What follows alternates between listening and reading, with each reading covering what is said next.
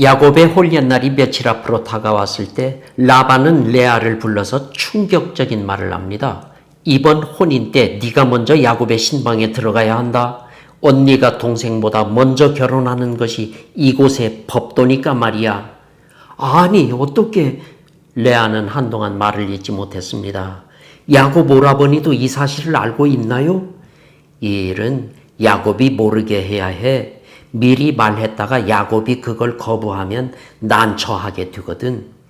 그럼 혼례 때 제가 라헬인 것처럼 행동해야 한다는 건가요? 그렇다. 금방 모든 것이 드러날 텐데 그땐 어떻게 할 건가요? 그건 내가 알아서 처리할 테니까 너는 내가 시키는 대로만 해. 아버지 무서워요. 이후에 무슨 일이 벌어질지 떨려요. 레아는 온몸을 부들부들 떨기 시작했어요. 라반이 말합니다.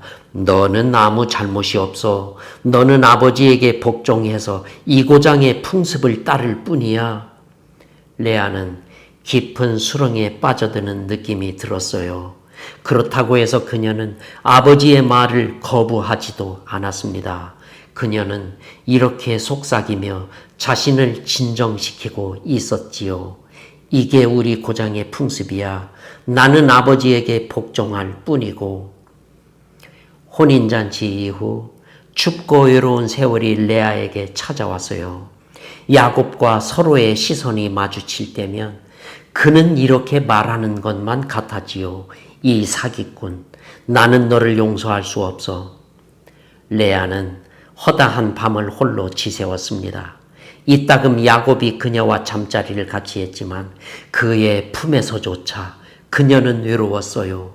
그녀는 남편의 마음을 돌이키려고 갖은 방법을 다 썼지만 아무 소용이 없었습니다. 대신 야곱은 라헬에게 온갖 사랑을 쏟아부었어요. 야곱이 라헬을 극진히 돌보는 것을 볼 때마다 레아는 마치 쓸쓸한 광야에 버려져 있는 것만 같았거든요. 이때 그녀와 함께하며 그녀를 위로하는 사람은 아무도 없었습니다.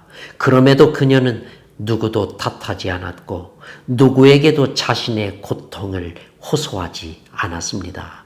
그녀는 이 모든 것을 당연한 것으로 여기고 참았어요. 모든 게 내 탓이야. 한순간의 눈먼 실수 때문에 이렇게 된 거야. 나는 이 짐을 지고 가야 해. 우리는 결코 레아를 이렇게 비난하지 맙시다. 이것은 당신이 뿌린 씨앗이 맺은 열매요. 자신의 행위에 대한 대가를 치르시오. 그렇게 비난하기에 레아는 너무나 혹독한 대가를 치르고 있었습니다. 그때 하나님은 레아가 사랑받지 못하는 것을 보시고 그녀를 임신하게 하셨어요. 하나님은 고통받는 한 여인을 불쌍히 여기시고 그녀를 축복하셨던 것입니다. 레아가 진통 끝에 아기를 낳자 조산사가 밝은 목소리로 외쳤어요. 아들이에요. 어쩌면 이렇게 울음소리가 우렁찰까? 생김새도 준수하고. 레아는 핏기 없는 얼굴로 아기를 바라보았습니다. 그때 그녀는 그동안의 모든 고통을 보상받는 것 같았지요. 당시 여성이 첫 아들을 낳는 것은 큰 경사였습니다.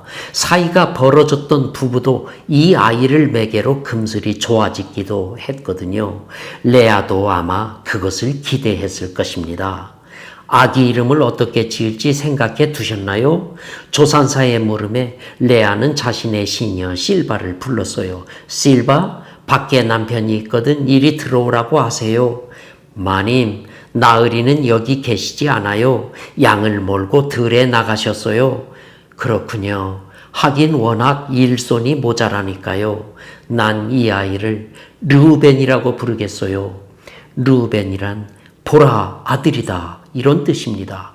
보라 아들이다. 내가 괴로움 당하는 것을 보시고 하나님이 아들을 주셨다. 이런 의미로 말입니다. 레아는 힘없이 눈을 감았어요. 잠에 빠져들면서 그녀는 속삭였습니다. 이제 남편이 나를 사랑하겠지? 그는 나를 사랑할 거야. 얼마 후 레아는 밖에서 들려오는 목소리에 잠을 깨었어요. 나으리, 마님께서 아들을 낳았어요. 야곱이 들어오자 레아는 활짝 웃었습니다. 그것은 아내의 역할을 다한 데 대한 자랑스러움이 깃든 웃음이었어요. 보세요. 당신의 아들이에요. 야곱은 강보에 쌓인 아기를 조심스럽게 받쳐들었습니다.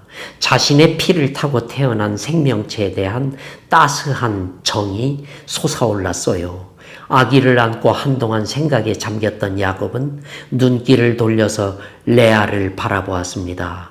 그녀도 그를 쳐다보고 있었어요.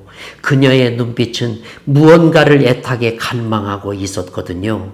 야곱도 그것을 알고 있었습니다. 지난 수년 동안 그들은 감정의 교감이 단절된 채 지내왔어요. 이제 와서 어디서부터 어떻게 시작해야 할지 야곱은 혼란스러웠습니다. 그는 아기를 그녀의 곁에 조심스럽게 누이며 말했어요. 수고 많았소. 몸조리에 신경 쓰시오. 이것이 전부였어요. 그는 조용히 밖으로 나갔습니다. 레아는 그의 뒷모습을 물끄러미 바라보다 풀썩 쓰러지듯이 자리에 누웠어요. 눈물이 뺨 위로 흘러내렸습니다. 그녀가 첫 아들을 낳았어도 야곱의 태도는 바뀌지 않은 겁니다. 하지만 그녀는 아직도 희망을 버리지 않았습니다. 그 후에 레아는 다시 임신을 하고 둘째 아들을 낳았습니다. 그녀는 아기의 이름을 시므온이라고 붙였어요. 시므온이란 들으심 이런 뜻이거든요. 남편의 사랑을 받지 못하는 나의 탄식을 하나님이 들으셨다. 하나님이 나의 기도를 들으시고 이 아들을 주셨다. 하나님은 들으시는 분이시다. 이런 의미로 말이죠. 이후에 레아는 또다시 셋째 아들을 낳습니다. 그녀는 생각합니다. 아들을 셋이나 낳았으니 이제 남편이 나를 인정하고 나와 하나가 되겠지? 그래서 아이의 이름을 레위라고 불렀어요. 레위는 연합 이런 뜻이거든요. 레아가 자신의 아들들에게 붙인 이름들을 한번 보세요. 이 이름들을 보면 그녀가 얼마나 남편의 사랑을 갈망했는지를 우리는 알 수 있습니다. 그러나 그녀가 넷째 아들을 낳았을 때 중요한 변화가 그녀에게 일어났어요. 그녀는 그 아이를 유다라고 불렀어요. 유다란 찬양이란 뜻이거든요. 그녀는 말했어요. 이제는 내가 여호와를 찬양하리라. 여기서 이제는 이라는 단어를 주목해 보세요. 지금까지 레아의 관심사는 야곱과의 관계에 초점이 맞추어져 있었어요. 아들을 낳을 때마다 그녀는 남편에게 사랑받지 못하는 자신을 드러냈습니다. 그리고 남편이 바뀌기를 바라는 마음을 아들들의 이름으로 표현해 왔거든요. 그러나 유다가 태어나자 그녀의 태도는 달라졌습니다. 이제는 내가 여호와를 찬양하리라. 여기서 찬양이라고 번역된 히브리 단어 야다는 감사라는 뜻을 함께 가지고 있습니다. 레아는 감사하는 마음으로 하나님을 찬양했던 거예요. 그녀를 대하는 야곱의 태도는 변하지 않았습니다. 그럼에도 그녀는 하나님을 찬양했어요. 그동안 레아는 오로지 남편의 사랑을 갈망했습니다. 그녀가 낳은 아들들을 통해서 야곱이 그녀를 사랑하게 되기를 그녀는 간절히 바랬어요. 하지만 이제 그녀의 갈망의 초점이 남편으로부터 하나님으로 바뀌었어요. 그녀는 야곱에게서 받기 원했던 사랑을 하나님에게서 찾게 된 것이지요. 물론 그녀는 지금도 남편의 사랑을 원하고 있습니다. 그녀는 아직도 희망을 버리지는 않았어요. 그러나 그녀는 남편의 사랑을 받지 못하는 것을 더 이상 괴로워하지는 않습니다. 설령 남편이 끝까지 자신을 사랑하지 않는다 해도 그녀는 절망하지도 않습니다. 왜냐하면 자신을 사랑하는 하나님이 계시니까요. 그래서 그녀는 고백했던 거예요. 이제는 내가 여호와를 찬양하리라. 야곱은 야곱대로 상처 때문에 고통받고 있었습니다. 그의 입장에서 보면 자신이 원하지도 않는 상대를 억지로 사랑하기가 쉽지 않았을 겁니다. 그는 결국 자신의 상처를 극복하고 레아를 사랑하게 됐을까요? 라헬이 자신에게 소중한 것처럼 레아 역시 그의 삶의 일부라는 것을 그는 깨달았을까요? 그가 만약 레아를 인정하고 사랑하기만 했다면 그의 가정은 더욱 행복했을 텐데요. 하지만 그는 자신을 붙잡고 있는 과거로부터 헤어나지 못하고 있었습니다. 그러나 이것이 이야기의 끝은 아닙니다. 세월이 흐른 뒤에 야곱은 창세기 49장에서 의미심장한 말을 남겼어요.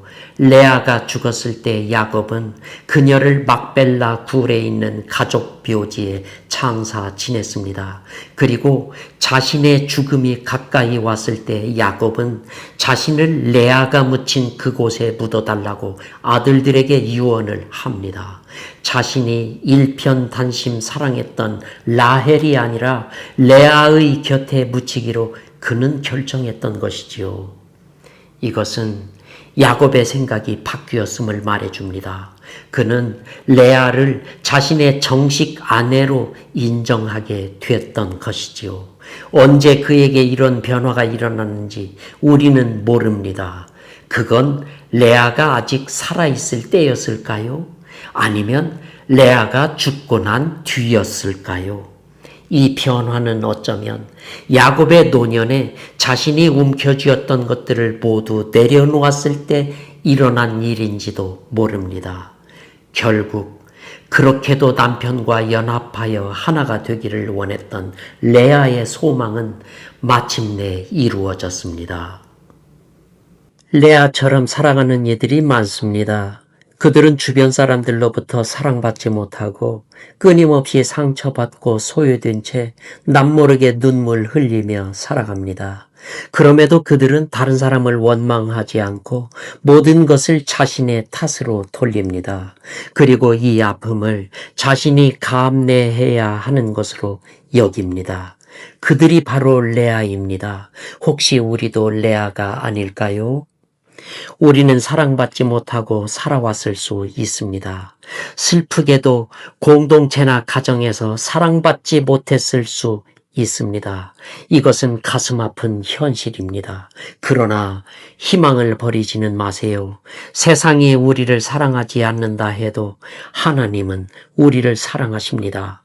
우리가 고통당할 때 하나님은 우리와 함께 하십니다. 우리의 시선을 이 험난한 세상으로부터 사랑의 하나님께로 돌려보십시오. 하나님이 우리와 함께 계시고 우리를 돌보시는 것이 보일 것입니다. 우리는 혼자가 아닙니다. 하나님은 우리와 함께 계시면서 우리를 위로하시고 우리를 치료하시고 우리를 인도하십니다. 그것을 깨달을 때 우리는 이렇게 고백하게 됩니다. 내가 여호와를 찬양하리라.